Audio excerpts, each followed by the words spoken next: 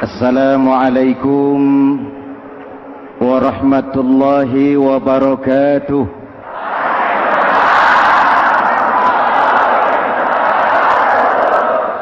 Alhamdulillah wassalatu wassalamu ala Rasulillah Sayyidina Muhammad ibn Abdullah wa ala alihi wa sahbihi wa mawalah, amma ba'du. Hadirin hadirat ma'asyiral muslimin yang saya cintai, Ramadan adalah madrasah,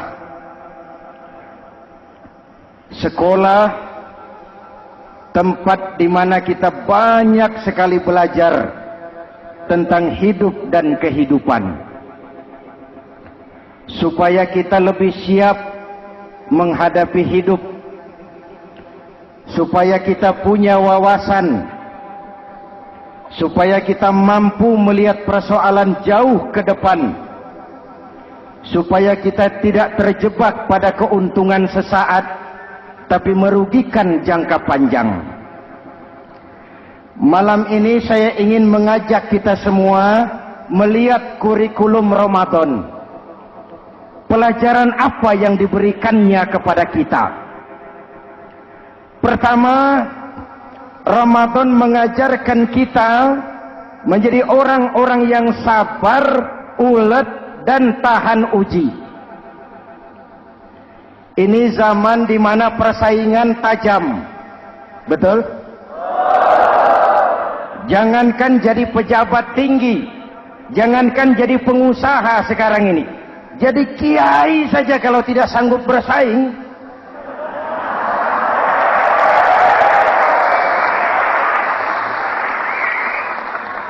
ini bahasa kasar tapi jujur. Karena orang sekarang hidup di zaman banyak pilihan. Akibat persaingan yang semakin tajam, orang sering kehilangan kesabaran. Kepengen cepat kaya, lalu tidak sabar. Makan renten, nipu orang, buka peternakan tuyul,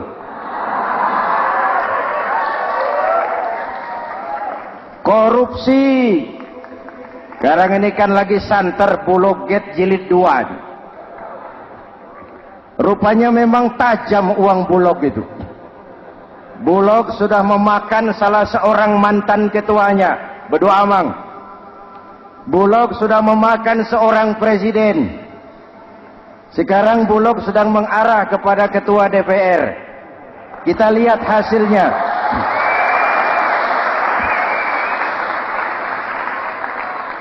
Tentu saja kita prihatin, karena kita tahu ekonomi kita sedang sulit. Hutang melilit leher, tetapi pada sisi lain kita melihat enak saja uang mengalir puluhan miliar untuk sesuatu yang tidak terkait dengan kepentingan rakyat.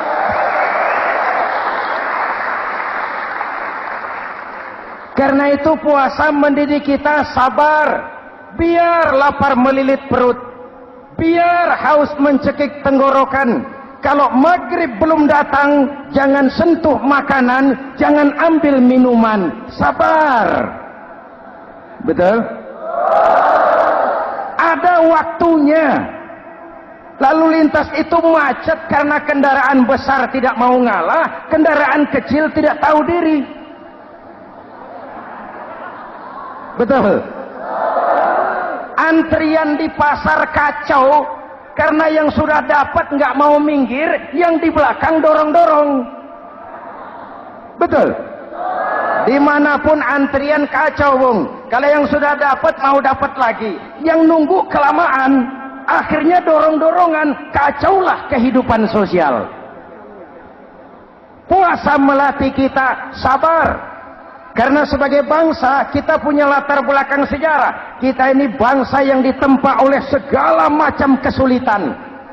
Kita 350 tahun dijajah Belanda, sulit.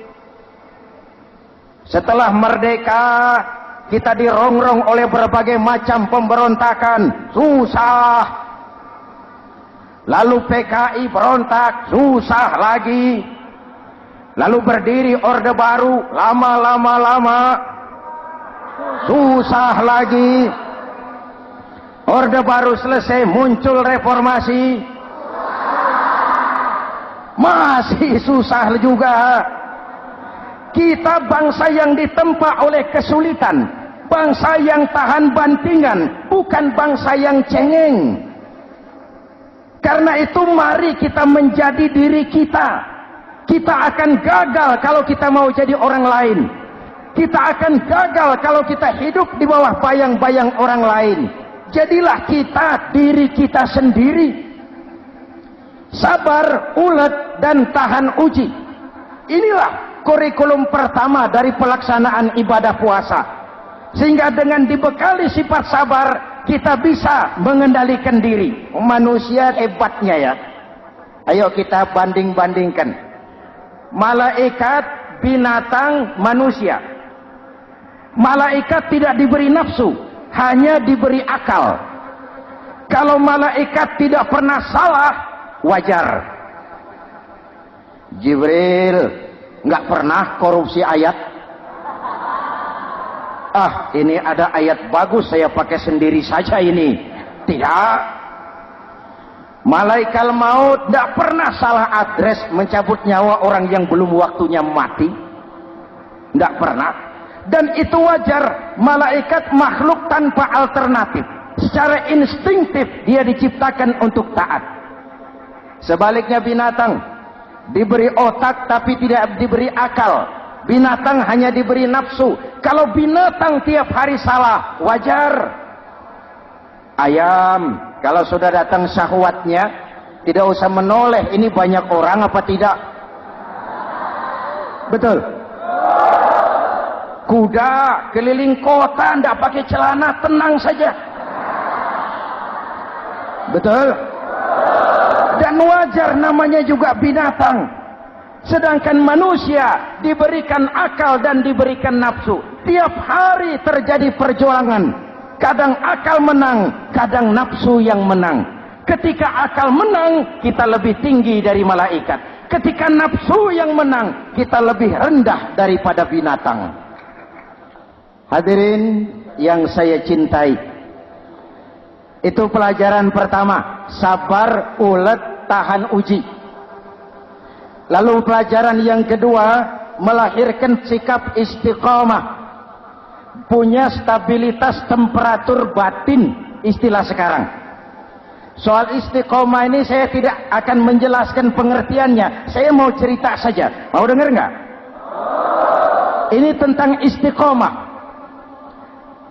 Dalam satu pertempuran, Jenderal Salahuddin Al-Ayyubi bersama tentaranya, tentara Islam, pernah mengalami kekalahan. Karena kalah, banyak yang ditahan jadi tawanan orang-orang kafir, beberapa perwira dan banyak ofsir. Tercatatlah ada 3 orang ofsir jadi tawanan raja kafir ini. Satu hari raja kafir musyawarah dengan perdana menterinya. Perdana menteri, saya tuan raja, ini tawanan Islam ini enaknya diapain? Kalau enaknya sih dibunuh saja tuan raja, selesai urusan. Soal bunuh sih gampang, Perdana Menteri. Maksud tuan raja, bujuk saja agar dia meninggalkan Islamnya, ikut ke agama kita. Nanti kita kasih hadiah. Begitu. Iya, baiklah. Besok saya sidang 3-3-nya. Besoknya ini 3 ofsir disidang di tempat terbuka langsung oleh Perdana Menteri. Mula-mula dipanggil ofsir pertama.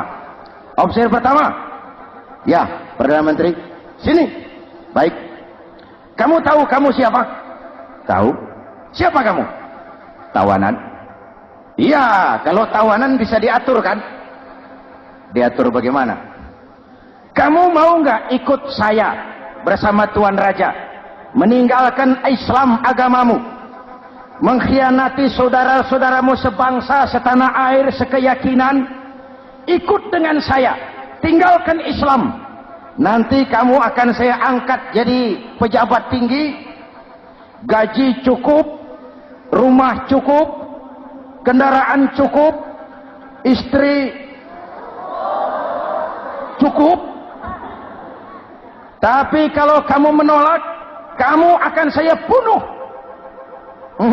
Tuan Perdana Menteri, ya. Apa Anda menyangka selama ini saya berjuang karena kepengen kedudukan yang tinggi? Nih. Tuan menyangka saya berjuang ini karena kepengen harta yang banyak, jaminan hari depan yang memadai? Tidak, Tuan Perdana Menteri. Saya tinggalkan keluarga, kampung halaman, sanak famili, handai taulan. Saya jihad karena mengharap ridho Allah Subhanahu wa ta'ala.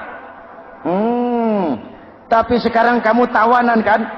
Itu resiko perjuangan. Kamu tidak mau meninggalkan Islam? Tidak. Kamu akan saya bunuh. Silakan. Kamu tidak takut mati? Tidak. Kamu berani? Dari kemarin. Apa dikira baru sekarang saya berani? Tuan Perdana Menteri, saya berharap memang saat-saat seperti ini bisa saya temukan. Ibadah saya sedikit, sholat saya kurang, puasa saya kurang. Barangkali dengan jihad saya bersimbah darah, mati di tangan Tuhan, Allah akan mengampuni dosa-dosa saya dan saya dapat tiket untuk mencapai keridhaannya.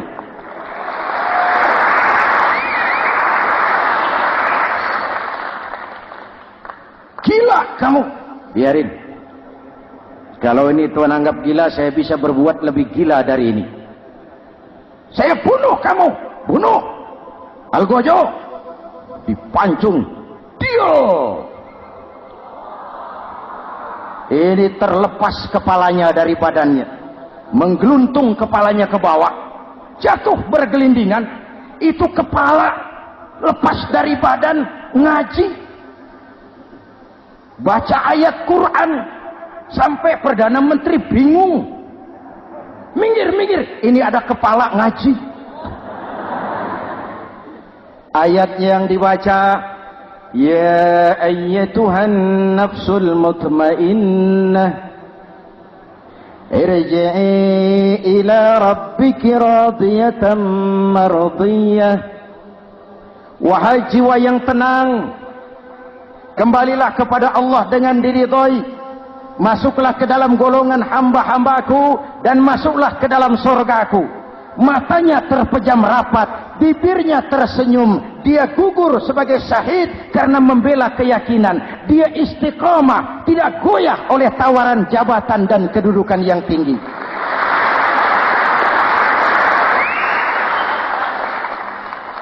Perdana Menteri geleng kepala, dasar orang Islam. Panggil officer kedua. Officer kedua, ya Perdana Menteri. Kamu sudah lihat temanmu yang barusan? Sudah. Mati kan? Mati. Kamu bagaimana? Mau tetap berjuang untuk Islam atau ikut kami? Jabatan tinggi, kedudukan tinggi, rumah tinggi. Bagaimana? Atau mau mati seperti teman kamu barusan? Sudah kamu pikir? Sudah, Perdana Menteri. Sudah apa? Sudah, jangan banyak omong. Maksud kamu apa? Saya sudah tidak sabar mau nyusul teman saya yang barusan itu. Saya tidak bayangkan bagaimana disambut oleh malaikat di surga, disambut oleh para bidadari di surga, menggapai ridho Allah. Oh, Perdana Menteri, sudah jangan banyak omong. Kalau mau potong, potong saya. Perdana Menteri bilang ini lebih gila dari yang pertama itu. Yang pertama masih mau diajak ngomong, ini malah langsung minta disembelih. Ayo, Algojo, potong. Potong lagi. Dia terpisah lagi kepalanya dengan badan, jatuh ke bawah, menggeluntung, ngaji lagi. Ayatnya yang dibaca, wujuhun yawma izin nadirah ila rabbiha nazirah. Muka mereka hari itu berseri-seri kepada ridho Allah. Mereka memandang bibirnya senyum, matanya terpejam, dan dia ajal dengan husnul khatimah, mendapat syahid karena teguh punya keyakinan, istiqamah dalam perjuangan, tidak goyang, tidak mencela dan mencele.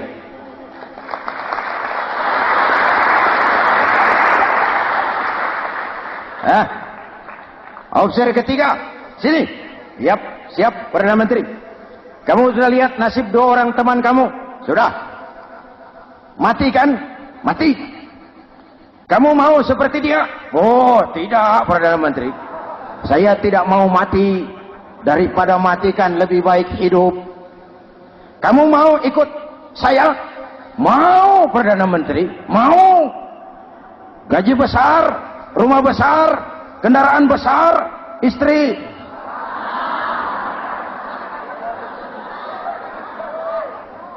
Mau, Perdana Menteri, saya mau.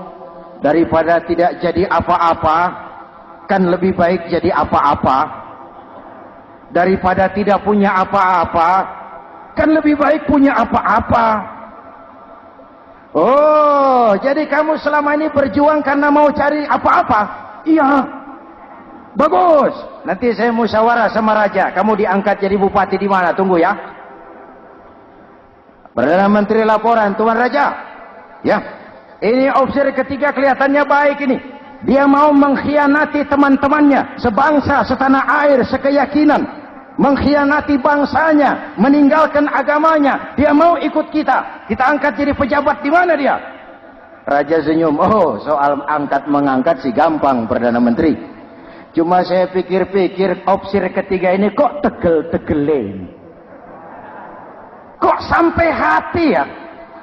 Temannya sendiri, seiman, sekeyakinan, sebangsa, setanah air dikhianati karena mengejar jabatan, harta, kedudukan. Orang itu, Perdana Menteri, kalau sudah mau mengkhianati saudaranya sendiri, apalagi orang lain.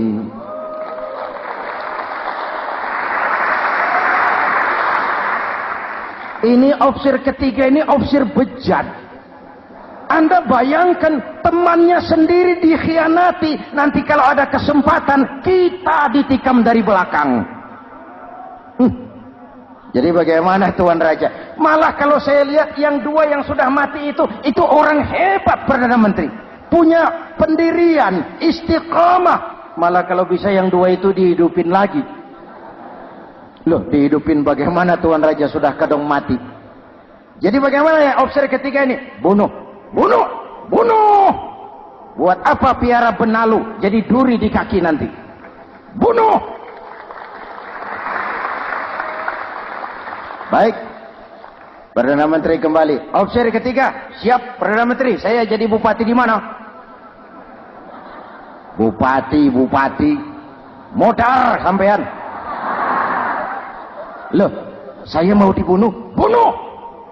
Katanya kalau ikut agama Tuan, meninggalkan agama kami, saya akan jadi pejabat tinggi. Kamu opsi bejat, kamu tidak punya pendirian. Saudaramu sendiri seagama kamu khianati, apalagi orang lain. Potongan kayak kamu jadi pejabat, rusak negara ini.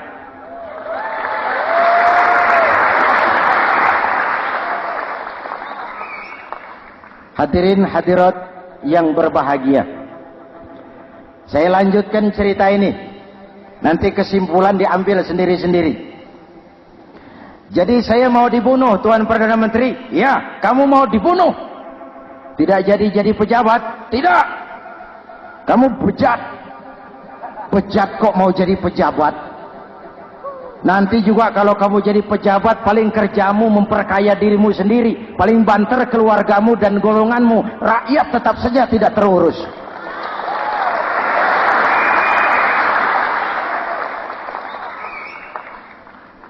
Paling-paling kamu kalau sudah jadi pejabat tinggi, kerjamu cuma membuka, meresmikan, berkunjung. Berkunjung, meresmikan, membuka.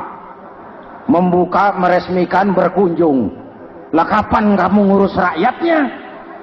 Bejat kamu. Jadi saya dibunuh, bunuh. Iyalah, kalau mau dibunuh ya saya bunuh, tapi saya mau Islam lagi ah. Terserah, mau Islam lagi mau tidak, kamu tetap akan dibunuh. Iya, saya mau Islam lagi. Ayo cepat. Iya Pak, saya mau syahadat dulu. Cepat. Iya Pak, asyhadu macet lehernya. Ayo cepat. Iya Pak, asyhadu tidak bisa mengucap syahadat. Ayo cepat. Iya Pak, asyhadu tidak tuntas mengucap syahadat, golok algojo keburu sampai di lehernya.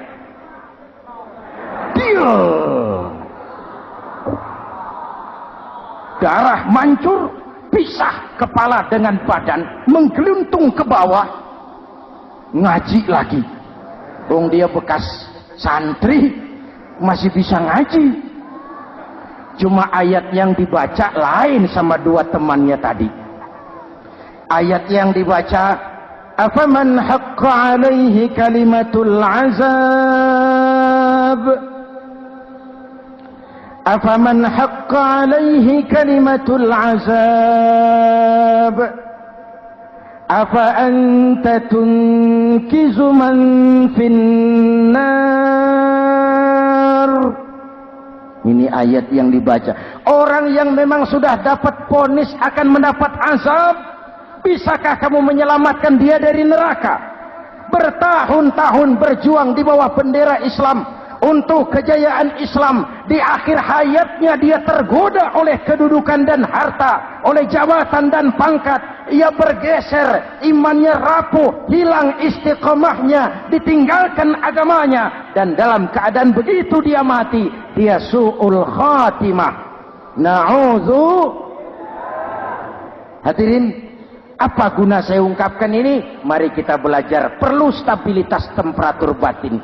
Saya sering katakan, berapa banyak orang waktu di bawah teriak-teriak, berantas korupsi, ganyang korupsi, sikat korupsi, cuma karena belum dapat kesempatan. Begitu dapat kesempatan, korupsinya lebih gila dari yang dia teriaki. Betul? Waktu di bawah rajin baca ayat kursi, dapat kursi, lupa sama ayat. Betul? Betul? Ini yang memerlukan sikap istiqamah, konsisten. Hanya dengan semangat seperti ini, maka kita tidak akan goyah oleh tantangan yang bagaimanapun beratnya. Hadirin yang saya muliakan, Allah berjanji, orang-orang yang beriman, kemudian beristiqamah, tatanazzalu alaihimul malaikatu alla takhafu wa la tahzanu. Akan turun kepada mereka malaikat, seraya berkata, kamu tidak usah takut, kamu tidak usah sedih. Allah akan memberikan pertolongan kepada orang-orang yang istiqamah. Ayo kita tetap istiqamah melaksanakan ibadah hanya kepada Allah Subhanahu wa ta'ala. Nah, yang ketiga, ikhlas. Allahumma lakasumtu, untuk engkau saya berpuasa. Orang mau puji atau tidak bukan soal, orang mau lihat atau tidak bukan soal. Kalau sudah berbuat, yang penting karena Allah saja. Keikhlasan itu, kalau amal kita adalah jasad, ikhlas adalah roh. Saudara, hari Jumat jam 9 pagi sudah berangkat ke masjid. Apa tidak bagus? Bagus. Sarungnya baru. Samarinda kelas BHS. Sajadah tebal. Tasbih panjang. Jam 9 sudah berangkat. Iya. Padahal sholat jam 12. Betul. Apa pahalanya besar? Nanti dulu. Itu berangkat jam 9 itu maunya apa? Pameran sarung? Atau di dekat masjid ada janda? Atau apa? Disinilah peran keikhlasan. Keikhlasan itu bukan kata. Malah kalau kita, oh saya ikhlas loh, biasanya tidak ikhlas kalau sudah ngomong begitu. Ikhlas itu amalan batin. Puasa ini menyelamatkan kita dari penyakit riya. Saya ingatkan Al-Ghazali bilang penyakit dua macam, penyakit zahir dan batin. Bedanya apa? Pertama, penyakit zahir yang punya lebih tahu dari orang lain. Tapi penyakit batin orang lain lebih tahu dari yang punya. Kalau kita punya kanker darah tinggi, kita tahu, orang lain tidak. Tapi kalau kita sombong, hasud, dengki, orang lain kadang-kadang lebih tahu dari kita yang punya. Betul? Yang kedua yang dahsyat, sehebat-hebatnya penyakit zahir cuma merusak dunia. Penyakit batin merusak dunia, menghancurkan akhirat. Ginjal mati, darah tinggi mati, tumor mati, kanker mati, leukemia mati, tapi tidak berakibat akhirat. Tidak ada penduduk neraka ditanya, kenapa kamu masuk neraka? Tumor, Pak. Tidak ada. Tidak ada. Sehebat-hebatnya penyakit zahir cuma merusak dunia, tapi penyakit batin merusak dunia, menghancurkan akhirat. Sombong, penyakit batin, di dunia dijauhi orang, di akhirat neraka tempatnya. Kikir, penyakit batin, di dunia dijauhi orang, di akhirat neraka tempatnya. Betul? Maka Al-Ghazali heran, kalau diserang penyakit zahir kita panik, cepat-cepat cari dokter. Tapi kalau diserang penyakit batin kita tenang-tenang saja. Padahal penyakit batin merusak dunia dan lebih hebat lagi menghancurkan akhirat. Maka puasa melahirkan keikhlasan, agar di dalam melaksanakan ibadah cuma kita dan Allah saja. Inilah jiwa dan semangat yang sekarang ini pun sudah mulai menjadi langka. Semuanya karena akhirnya yang subur mental penjilat. Sumuhun dawuh, pasukan kulonuun, barisan asal bapak seneng, pasukan kumaha juragan wae, organisasi oke bos. Kita miskin dengan orang-orang yang punya prinsip, yang berani berkata ya terhadap yang benar, sanggup berkata tidak terhadap yang tidak benar, apa dan bagaimanapun resikonya. Kita terlalu kaya dengan barisan asal bapak seneng, pasukan oke bos, organisasi kumaha juragan wae, dan kita miskin dengan orang-orang yang punya kepribadian, yang tegar dan istiqomah apapun resiko yang dihadapinya. Jadi dengan keluar dari sekolah Ramadan, semangat keikhlasan makin tumbuh dalam hidup dan kehidupan kita. Ibu bapak hadirin hadirat yang berbahagia, itulah makanya puasa disebut ibadah sirriyah, ibadah abstrak, cuma kita dan Allah saja yang tahu. Ini lebih mendorong semangat keikhlasan. Kata Imam Al-Ghazali, "An-nas kulluhum mauta illa al-alimun, wal-alimuna niyamun illa al-amilun, wal-amiluna mughtarruna illa al-mukhlisun." Manusia itu mati kecuali orang yang berilmu. Orang yang berilmu walaupun hidup tidur, kecuali yang mengamalkan ilmunya. Dan orang yang mengamalkan ilmunya banyak yang tertipu, kecuali yang ikhlas di dalam mengamalkan ilmunya. Manusia mati kecuali yang berilmu. Yang berilmu walaupun hidup tidur, kecuali yang mengamalkan ilmunya. Yang mengamalkan ilmunya banyak yang tertipu, menyangka amalnya sudah banyak, sholatnya sudah hebat, zakatnya sudah luar biasa, jihadnya sudah mantap. Banyak yang tertipu, kecuali yang ikhlas di dalam mengamalkan ilmunya. Jadi amal tanpa ikhlas, jasad tanpa ruh. Itulah makanya nuansa Ramadan dengan ibadah puasa mengembangkan semangat keikhlasan di antara kita semua. Mari kita baca doa sama-sama munajat, mohon pertolongan Allah agar kita diselamatkan dari penyakit riya dan ditumbuhkan semangat keikhlasan. Ala hadhihi niyyah wa ila hadratin nabi. Al-Fatihah. Bismillahirrahmanirrahim. Alhamdulillahirabbil alamin. Arrahmanir rahim. Maliki yaumiddin. Iyyaka na'budu wa iyyaka nasta'in. Ihdinas siratal mustaqim. Siratal ladzina an'amta 'alaihim غير المغضوب عليهم ولا الضالين آمين. بسم الله الرحمن الرحيم آمين. الحمد لله رب العالمين اللهم صل وسلم وبارك على سيدنا محمد وعلى آله وصحبه أجمعين. اللهم اجعل جمعنا هذا جمعا مرحوما وتفرقنا من بعضه تفرقا معصوما.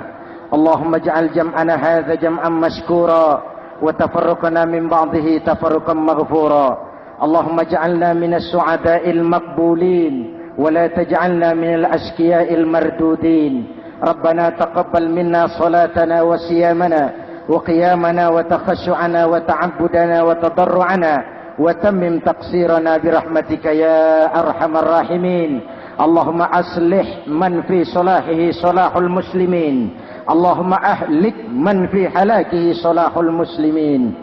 Ya Allah, dengan sepenuh perasaan dan pengharapan, dengan segala keremahan dan kerendahan, kami bermohon kepadamu, berikan kami kekuatan zahir dan batin, berikan kami kesabaran dan ketabahan, sikap istiqamah dalam mengarungi hidup yang penuh ujian ini. Karuniakan kepada kami pemimpin-pemimpin yang takut kepadamu dan sayang kepada kami. Rabbana hab lana min azwajina dzurriyyatina qurrata a'yun waj'alna lil muttaqina imama. Afdalu ma qultuhu ana wan nabiyyuna min qabli. La ilaha illallah.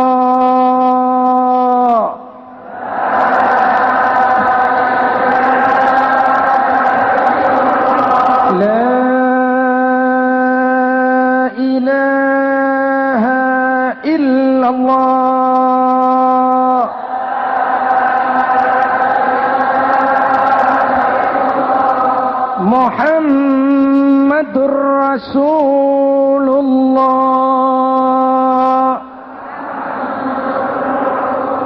Amin. Kalimatu haqqin 'alaiha nahya wa 'alaiha namut wa 'alaiha wa biha nub'atsu insyaallah minal aminin birahmatika ya arhamar rahimin. Sallallahu ala sayyidina Muhammadin wa ala alihi wa sahbihi ajma'in. Ana rabbika rabbil izzati amma yasifun. Salamun alal mursalin walhamdulillahi rabbil alamin. Assalamualaikum warahmatullahi wabarakatuh.